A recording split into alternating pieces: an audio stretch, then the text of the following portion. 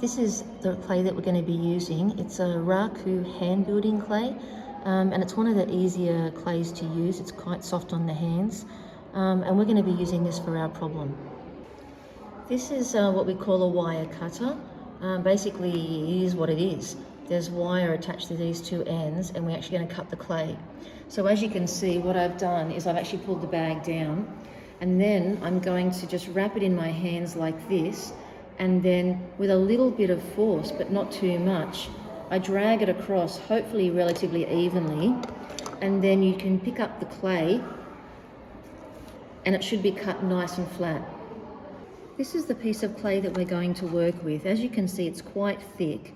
What we need to do, and it's quite long as well, what we need to do is make it smaller for our particular activity. Now, in doing so, this is what we call a kidney, a metal kidney. We're just going to trim this down a little bit. And as I spoke about the clay, it's quite easy to cut the clay and manipulate the clay. And you can get some really nice sharp edges. I'm going to put that to the side for a moment. And I'm just going to show you how easy that is just to cut. Okay, and you end up with these really nice pieces. Now, this is roughly the tile size we're going to be looking at creating. However, it is still too thick. So what we need to do is we need to make sure that we work it out a little bit, use our fingers, press it out, because we want to make a tile that is going to give us enough space to test all our different clay finishes, I suppose. Now, what I've done is I've just pressed it out slightly. I haven't done too much to it. I'm only using the tips of my fingers here in order to do that, because the clay really dries up quickly, and our hands are very hot, and you don't want to dry the clay out, because then it will sort of crack and do all these horrible little things. Okay, when it goes in the kiln, it won't sort of stay together. So you can kind of see that I'm kind of lifting it over, pressing it down with the fingertips, and then trying to make sure that it's nice and smooth. Now, that's about as thin as I'm after, because I don't want it to be too thick, I don't want it to be too thin. Now, with this particular piece, what I want you to practice doing is using some of these wooden tools. Now, I've got a whole range of wooden tools that we can use. They all have different ends on them, and they're used for different purposes. I mean, you've got these ones to make these sort of impressions. You've got smooth ones, flat ones, curly ones, not curly ones, but ones that have curls to them. I've also got the same sort of thing in a softer piece. These ones have a little bit more variation, so like these sharper edges to make points. They also have this kind of knife section, a scraping spoon section, where you can kind of start to create different patterns and designs as well. We also have a series of small little metal tools. They have these kind of like little different heads to them, and you can use them to cut away at different pieces and make different impressions, or I suppose, in your work. Now, I'm just going to show you with this one, because what I want to do is I want to put a border around this, and I know it's not perfectly straight, but I'm okay with that because this is kind of handmade. Now, the way we're going to do that, I'm going to use this tool here, and you can start to see that it has that metal circle. I'm going to place it in, and then I am just going to run it straight down the end like that, and then I put my finger on the edge and lift it up. Put it out the way, and then you end up with this kind of impression. And you can always just neaten it up if you want to, a little bit like that. So that's what I'm going to do all the way around my particular piece, just to give it a little bit of a border, so that when I come back to working on this later and adding some different glazes and colours and tones and textures, I can actually start to see how they will react when I have a really deep surface to them, and what they might be doing in the meantime.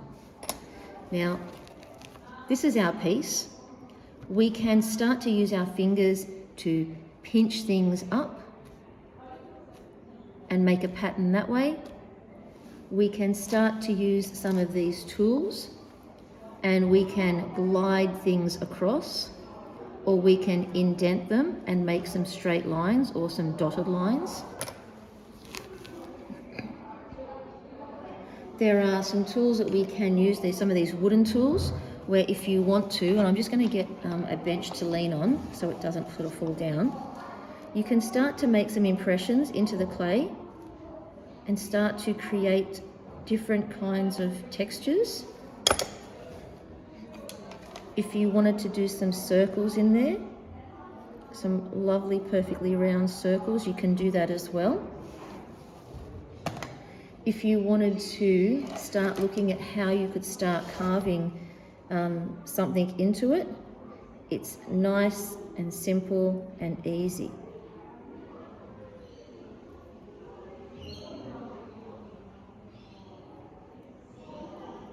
Lucky I have a short surname. Now, if I wanted to add something, if I wanted to add a little bit of clay to this particular piece, what I would end up doing is I would need to score the edge that I'm going to secure and score the edge that I'm going to add. So when I score something, I'm going to do a cross hatch like this. Now this clay is relatively soft. It's so soft and easy to use. It cuts straight away like that. Now, I wanted to get a piece of this and I'm going to place it on there. So I'm just going to cut another little piece off like this. I'm going to get that, and because I want that to sit out a little bit, I'm going to actually roll that a little bit and make sure that's a little bit, more like a little bit of a ledge than anything else. But I do want to take a lot of the thickness away and out of it. So I'm going to neaten that up after. But underneath here, what I'm going to do as well is I'm going to score this part too, like that. Then, because it's wet enough, I place it on, press it in, press it right in, just like that. And then I can get the same tool and I'm going to start to mix the clays together. Just like this. Mix the clay, bring it up, bring it down, just like that. So it's kind of blended on that side. Now, on this side here, I'm going to choose a different tool. I'm going to choose this wooden tool. It's got a nice smooth edge on it. And because I can't really go right to the base, I'm going to bring the clay down like this, bring it down, and then smooth it out again. And then I'm going to turn it around like that, bring it down, smooth it out again. Now you can start to see, and any edges on the edge there that it's not sealed, and on this edge here where it's not sealed, you bring it down, press it in, smooth it down. Now that looks a little bit rough there, so what I'm going to start to do is use my tool, smooth it out, kind of like it, kind of don't, but what I'm going to do is use my fingers to just create that edge and really sort of push it into the shape that I want it. Now that didn't seal too well there, so I'm going to go up and down, up and down, up and down, and I'm going to smooth it over again. And I'm going to end up with that sort of shape. Now, if I want to get that perfect circle again that I had before, I'm going to get my tool again. I'm going to drag it slightly, and then drag it down, and then drag it up slightly. Get all that inside stuff out. Get the end of that, go in there, make sure it's nice and smooth, and because my little finger kind of fits in there, that also helps. And you just start to smooth things over. Some of these rough edges, you can just smooth back with your finger like this and neaten them up a little bit. You can create all sorts of patterns on these. I like to do something a little bit different, maybe on the edges. Maybe cut it in slightly. See what kind of effect that has. When you're adding glazes to this later, the glaze will sit in there and it will give it a nice impression. You can do something similar or something different on the other side. For example, I like this circle tool, so I might do a circle, another circle, and then I might sort of do a bit of a pattern. This one here has a nice sort of scoopy tool, so I'm going to go like this on either side, and I'm kind of joining it together. And I'm making sort of like a little bit of a decorative pattern as I go. Because again, that's going to lead into a very interesting sort of glaze or finishing sort of idea. Now, that's roughly it. That's not all of them. There's so many more different things that you can do and create. But I do want you to start thinking about how you can start to create some interesting patterns, textures that you're going to use in your problem solution. Just keep adding and playing and seeing what you come up with. When making your work, you need to make sure that the work that you have is the right size in terms of the thickness of your finger. I say that judging on your finger just because when it goes in the kiln, it needs to make sure that it's not too thick. If it's too thick, like something like that, then the kiln will not react and cook it all the way through. And what can happen is it can actually develop cracks and break. So that's why we push it down.